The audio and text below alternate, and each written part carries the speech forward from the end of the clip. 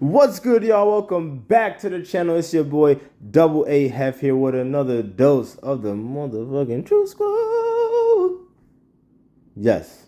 Nah, I'm just playing. But anyway, we will be discussing Mr. Charleston White and what he eloquently said. Words affect boys and women, not no man. Not no man, he said. As only he could say, right? So, with that being the case, I just want to give a little backdrop to this. When I was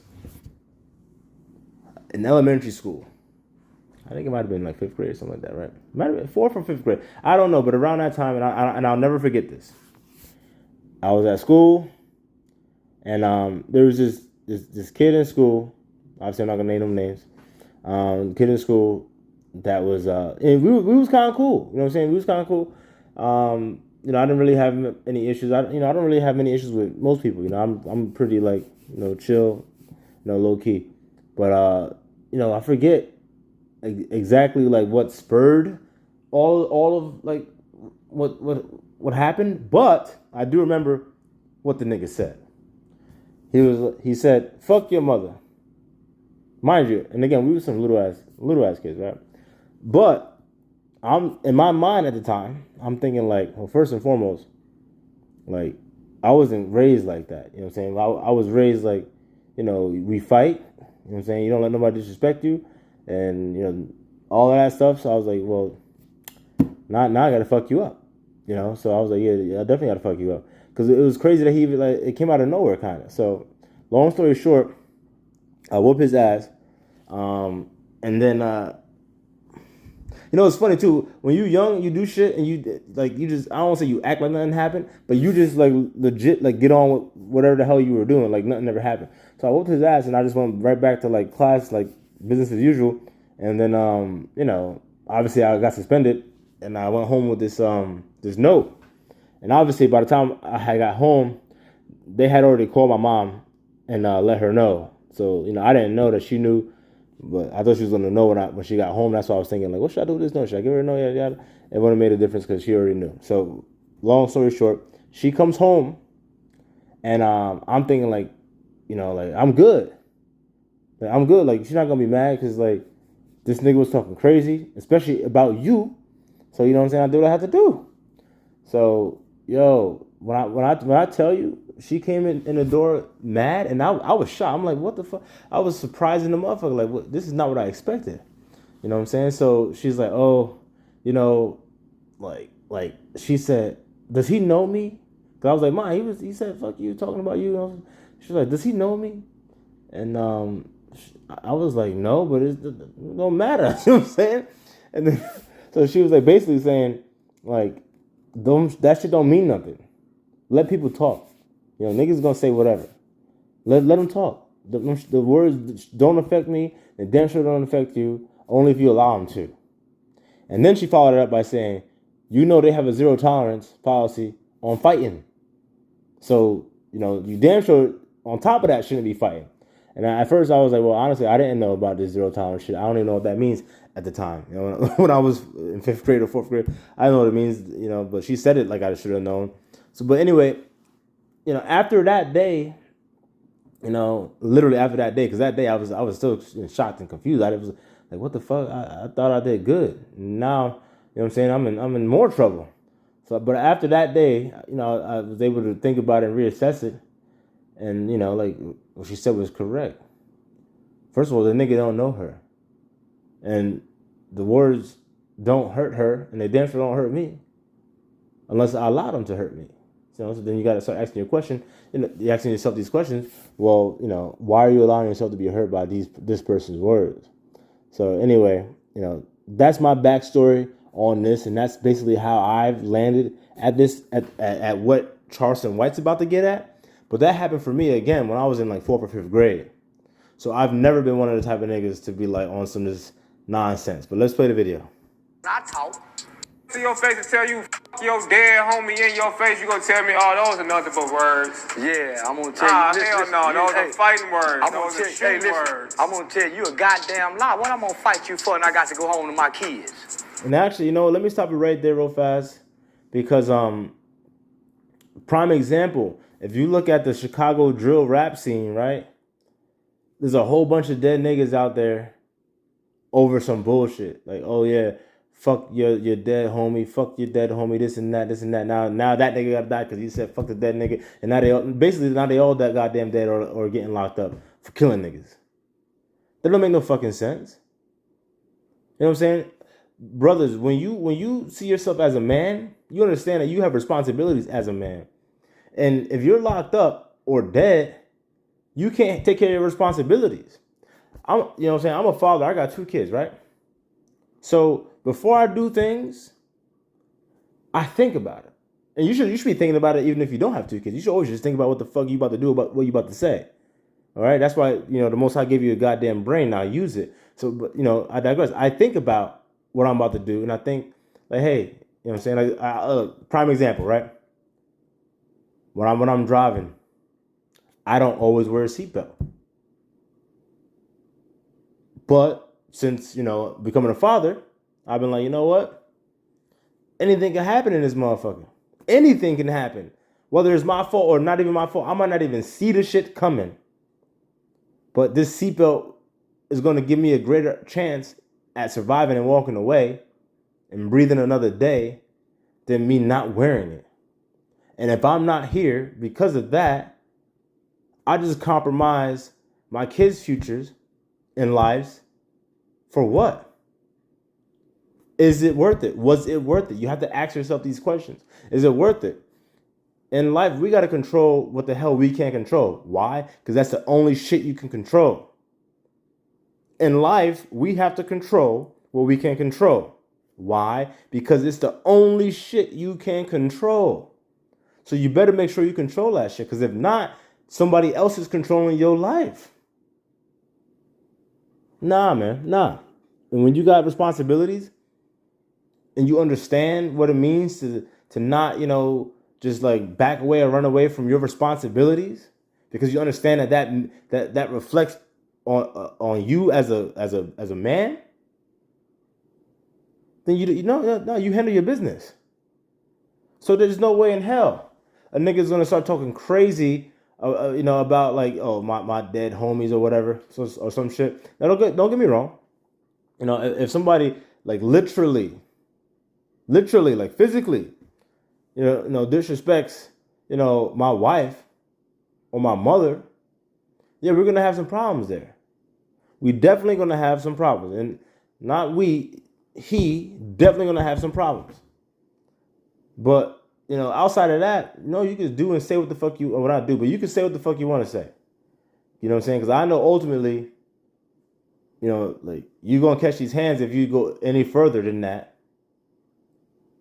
So, I don't really, it doesn't really affect me. It doesn't affect me. You over here got this woman's name in your mouth. That makes you a loser. It makes you a fucking loser. So again, why should I lower myself to your level? I'm not going to get down in the mud and play with the damn pigs. I don't even eat pig. So why the fuck would I get down and do that dumb shit with you? But a lot of brothers out there, they have the mindset like, and again, I totally get it. Because like I said many times, I'm from Brooklyn. I grew up a certain way. I grew up literally fighting every day. Every day. Like, especially in the summertime. In the summertime, it was like every day. And it's crazy because with certain people, it was just like on sight. On sight. If I see this nigga, we gonna fight. Every day. Every single day. Imagine that. Now, a lot of people don't live lives like that. So when I say that, I'm sure there's people out there they're not even gonna get it. They might even think that I'm fucking lying or some shit. But nah. But there's niggas out there that know what I'm talking about. When if you see this person, you gonna have to fight. No matter what. You could be fucking in the middle of... You know what I'm saying? You could be in the middle of a damn basketball game, in the middle of a football game. You could be, you just ran to the store to get your mother a Pepsi, and you coming back with her change in the Pepsi. But now you see this nigga, so now you know what I'm saying? You got to fight, like just like that, So I get it, But luckily for me, my mother had the sense to put the sense in me at a young age. Like, whoa, that shit don't make no sense. That shit don't make no sense. Even though, again, like when she told me that, I was confused in the motherfucker. 'Cause I'm like, you raised me to be like this. So I don't know what made her switch flip, but luckily it did.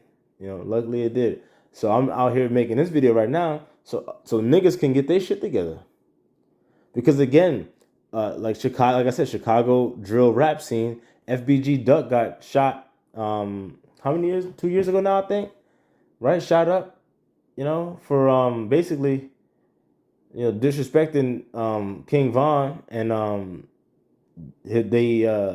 those dead O Block dudes. He made the song "Dead Bitches," and shortly after that, it was a rap for that nigga. So it's a thing. It happens. It's going on. So, but brothers got to understand, this shit is not. These words ain't worth it. You know what I'm saying? It ain't worth it. Like at the end of the day, like Charleston White said, the nigga's dead and gone. He's dead and gone.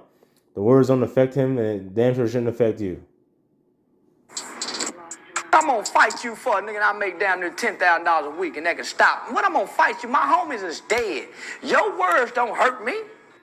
Fuck your mama. Nigga, fuck her. You don't know now, nigga. Matter of fact, I ain't even got no dead homies, nigga. I'm 45 years old. I ain't got no dead homies. How that's gonna hurt me? I'm a grown goddamn man. Don't no words affect me. Boy, words affect your mama, son. Words don't affect no man. Words affect boys and women, nigga. I'm a goddamn man who a woman listen to when I talk. And this nigga is sitting here looking like, oh, I guess that makes sense. But yeah, brothers, do me a favor. Don't be looking like this nigga. Have your sense about you. And it's okay. I get people that comment sometimes and they be all like on some other shit. You gotta understand something. Life is all about learning. It doesn't matter, when you learned it, as long as you learning. So I understand that, my approach or my delivery in these videos may come across as abrasive. But you gotta understand something. It's not the shame. If anyone's gonna have shame, it's gonna be the people that watch this and listen to my voice in this video and refuse the information. The shame's all on them. But the people that actually want to grow and develop themselves, there's no shame there, man. There's no shame. All you gotta do is pay it forward. That's what being a man's about. Pay that shit forward. Help the other dude that didn't get the opportunity to hear what you heard or see what you saw. Because more strong men creates a better world. It creates a better environment. When you got a bunch of niggas running around here on some bitch energy bullshit all the time, that's when you get a lot of confusion and chaos, man. Dead ass. And that's how you get women in charge. And that shit just don't work. So do me a favor, y'all. Like, share, subscribe, all that good stuff. Let me know what you think in the comments below, whether you agree, disagree. You think what I said is some bullshit. It doesn't matter. Let me know. Also, check out the short films I've been making. Your boy's been on this thing, all right? I just released a short film. It's called Dad. And I made this short film mainly because we don't see quote-unquote black fathers playing a strong role on the big screen or the screen for that matter. Especially recently, like in recent days, we see, or recent years, I should say, we see, the black father as like he's the sidekick to the mother, he's the house dad or whatever, or the father just ain't there, or all of that stuff. But you know what? Look, y'all, we have to create the reality that we wish to see, that we wish to live in. And not for nothing, I know I speak on the channel about the amount of single parent households, because there's a shit ton, and that's a huge fucking problem. But that does not mean that we can't show light or shine light on the households where the father is there and running his shit like he's supposed to. So I understand, again, hey, that may get lost, especially on my channel, because I don't spend a lot of time talking about it. And again, that's why I made this short film. It's about a 1 minute and 10-second short film. Check it out. It's on this channel. It's called Dad. Let me know what y'all think about that in the comments on that video. Let me know if y'all want to help out with the Truth Media Productions company, whether you want to start your own podcast, whether you want to, be a contributor on this podcast or on any of the other podcasts that we have on this network. Let me know if you have any experience when it comes to photography, videography. You want to help out on the next movie. You want to be in the next movie, because we're always looking for actors, or you want to, maybe you go with lights, whatever the case may be, or you go with writing scripts. I invite all of it, y'all. All of it. This is look. The True Scope is a part of a larger entity, which is the Truth Media Network. All right, and the Truth Media Network, we have the Truth Media Productions Company, and that is how we have this podcast and other podcasts, and we create these films. All right, and we're only going up and up and up. We have great goals set for this year. And hey, we're knocking out the park, and I would love to bring some of y'all actually, onto the team. I know I speak to several of y'all via the comment section. A shout out to my boy Rob. Shout out to Elijah. Shout out to my boy Michael the Man. All right. Shout out to all y'all. Shout out to everybody. But I just wanted to give them a little highlight. Because they've really been rocking with me for a minute, and I appreciate it. So again, anyone wants to be a part of it, I'm letting y'all know, doors are open. I'd rather get the people that's been here day one, because y'all get it, y'all understand what we're trying to accomplish here, as opposed to bringing people on later on. So I definitely want to let y'all know early. But anyway, y'all, it's always a pleasure. Peace.